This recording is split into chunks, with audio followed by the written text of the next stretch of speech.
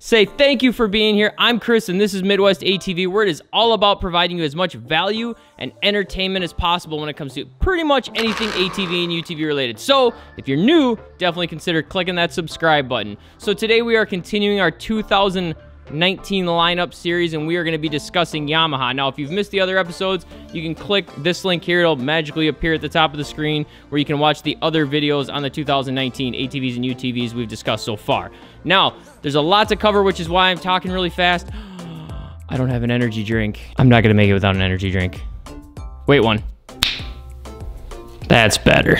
All right, so we're gonna go ahead and get started by talking about the 2019 Yamaha Grizzly. Now, this is one of two machines that I'm extremely excited about when it comes to Yamaha this year. I will say, as we look at it here, the look of the Grizzlies, I do think it is a very good looking machine. I mean, I really do. The one thing I would change on it, and I get why it exists, I don't like this front rack. I think if you took away the front rack, it would actually make the machine look a lot better. So that's just a personal opinion. Obviously, that doesn't change the performance of the machine at all. So while the whole Grizzly line may have had some changes here and there, really what I want to focus on is the 2019 Grizzly SE, so the special edition version. Now, this thing is awesome. This thing is sitting on 14-inch rims with 27-inch tires. Here's another unique aspect of this, is it has the same width on all tires, which you generally don't see unless you're going to put in aftermarket tires on this, right? So as opposed to a lot of machines where the front wheels are more narrow, all four tires on this thing are the exact same width, and I'm a big fan of that. I love that.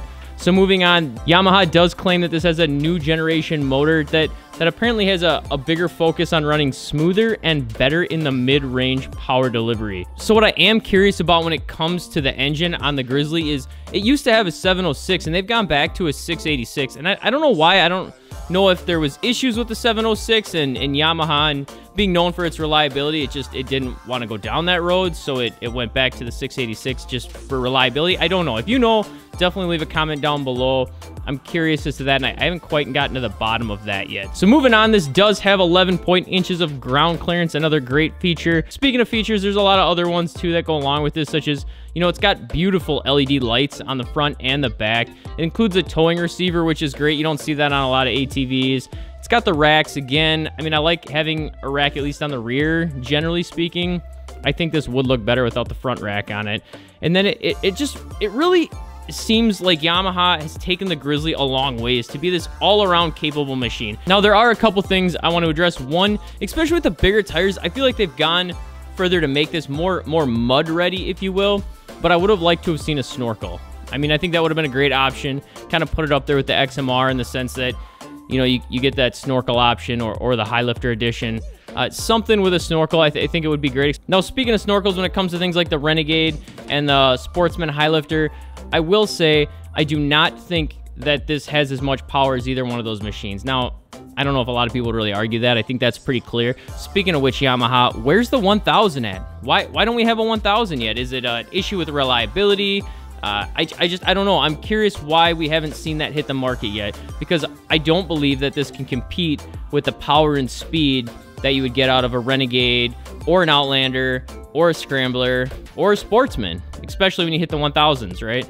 But I will say, what it loses in power, I think it makes up for in reliability. I think you'd be hard-pressed to argue that Yamaha Grizzly is not more reliable than either a Renegade or a Sportsman. So leave those comments down below. Let me know what you think. Obviously, it's all about what's going to work best for you. Just trying to weigh both the pros and cons and give you an unbiased opinion. So, moving on. Oh, one last thing I do want to mention. They now have the Yamaha Grizzly 90. Oh, you are just a cute little guy. All right, fine. That's a Polaris 90cc. It's the only 90cc I had around. By the way, you could totally hook up this distressed logo hoodie on our website. Moving on to the Yamaha Kodiak, we're just gonna glaze over this, to be honest. There are a couple changes here and there, but nothing major. Same old Yamaha Kodiak for the most part. Again, good machine, not a lot of changes. Same can be said for the Yamaha Raptor, not a whole lot of changes. Let me just pause and say though, what are your thoughts on the stylistic? Now, I think it's probably the best looking sports quad around. I mean, it's an awesome looking machine. I think it is just, it's a sexy beast. All right, just gonna throw that out there. Take it if you want, send it right back. There it is. It's out in the open. 2019 Yamaha YXZ. Not a lot to discuss as far as changes. All right, here we go. We're getting into it now. The 2019 Yamaha Wolverine. Now, this machine has made some massive, awesome improvements since previous years. You may or may not know about the Wolverine X4. That is not new to 2019. However, they have introduced the Wolverine X2. Now, if you're wondering what the differences are, really generally speaking, like many other brands out there, the 2 and the 4 just is a seat designator. All right, now I do think though the Wolverine X2, it really puts Yamaha on the map for that recreation side-by-side category. Okay, the old Wolverines, I gotta be honest, never would have bought one. Never even would have considered it. Didn't like them. This has came a long ways. I think it looks better. It seems like a much more comfortable ride. Now, again, this is just an overall discussion of the lineup. I have not actually driven the X2 or the X4 yet. Hoping to demo them soon, but have not done so as of yet. So, the X2 has 3 models, all of which have power steering, by the way. You don't have to go to the high-end model to get the power steering. It is included in all models. And really, if we're going to look at what separates this, you can mostly sum it up in just starting from the base model, which includes your steel wheels and preloaded adjustable shocks, to moving up into features such as better wheels, roof, more color options, fully adjustable shocks, things like that, right? Now, as far as it goes with the engine, the X2 has the same engine as the X4, which is an 849cc V-twin 4-stroke engine. Now, it does produce 96 horsepower, which Yamaha claims is a 32% increase from its previous 700cc engine that it had in the Wolverine. Also, I do want to make sure and mention that going with the theme that Yamaha has going nowadays, this does come with a fully locking differential option in and of itself, which is amazing. Okay, thank you, Yamaha. Thank you for listening to what the people want. Now, moving on to some other things to mention, this does have a dump box, which was missing in previous Wolverines. And then it includes things such as LED lighting, which looks super sharp on this, fully enclosed doors with wide fenders, and then improved suspension, just to name a few of them. So bottom line, I do believe that the Wolverine X2 and X4 have made significant improvements recently, and they're really making waves in the utility / recreational side-by-side world that I really do believe has put them on the map to be a comparable machine with some of the other stuff on there. And honestly, I never would have said that for the Wolverine a few years ago. So let's go ahead and move on to probably what I am most excited about, which generally is not a side-by-side, by the way, and that is the 2019 YXZ 1000R. Now, I'm not quite sure where to begin on this thing. How about you start with the alphabet? You got the 1000R, the 1000R SS, the 1000R SS, SE, RDF. Good point. So there are currently 4 different models of the YXZ. We'll go ahead and start with the base model, which is your 1000R. Now, this comes in with an MSRP of $18,999 here in the US.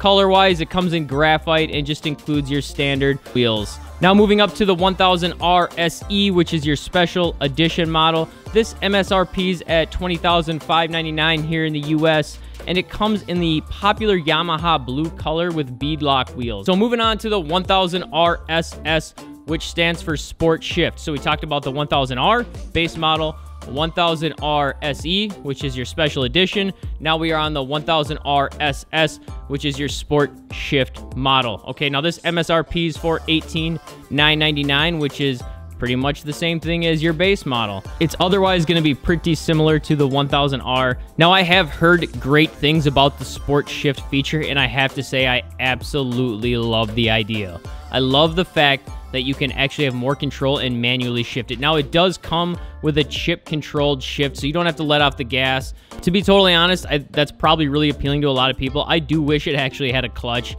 I mean, once I started looking at this thing and the shifting capabilities that it has and the ability to control that, just that old-school clutch feeling. I mean, I grew up on a clutch. I love clutches, so I do wish it had a clutch. Maybe that's weird. Do you think that? Let me know down below if you would rather have it with a clutch or without. Maybe I'm just freaking weird. Moving on to the 1000R SS SE. So we had the 1000R base model, 1000R SE special edition, 1000R SS, which was our Sport Shift, and now we're on to the 1000R SSSE, which is our Sport Shift Special Edition. So really the 1000R SSSE is going to be a combination of your special edition and your sport shift. So it's got your sport shift features as well as your special edition features. So now that we understand what separates the individual models, let's talk about the overall YXZ 1000 line. It now is going to come with bigger 29-inch Maxxis Bighorn tires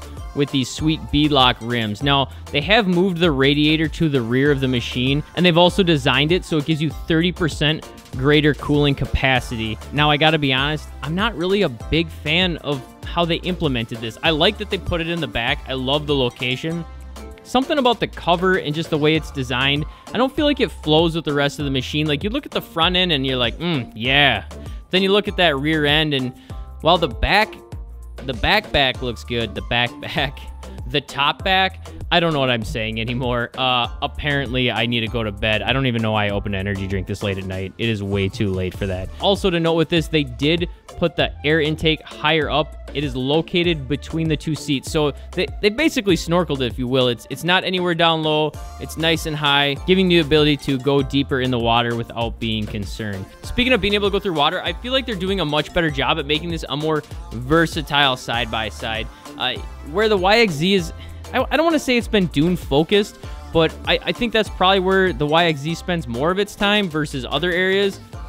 But I think they're trying to make it more versatile. For example, they also provided a 7% lower gearing, with 20-something% being just in the first gear alone. So, you know, that's definitely a step in the direction of an all-around, you know, mudding / trail machine at the same time. So you mix all that, and then how they've added the air intake higher and put the radiator on the back, and probably some other things that I've totally forgot to mention. And I just feel like they've really done a good job at trying to make this a more versatile, all-around machine. So finally, I just want to say, I really think that the 2019 Yamaha lineup is outstanding. I mean, they've really come a long way, I think, in the last few years, and I'm super excited about it. Years ago, even 4 years ago, 5 years ago, I never would have gotten a Yamaha. In full disclosure, I never would have gotten one. But they've made some drastic improvements. Their machines have come a long way. I think the Grizzly's outstanding. I totally see why people would consider the Wolverine. I think the YXZ 1000 is really its own beast. I know there's a lot of arguments that people will say it won't keep up with the Razor or the Maverick, but it definitely has its own niche, and I think it's just an awesome overall sports side-by-side. So with that, which Yamaha would you consider getting and why? Leave those comments down below. Subscribe if you haven't already, and I hope to see you on the trail.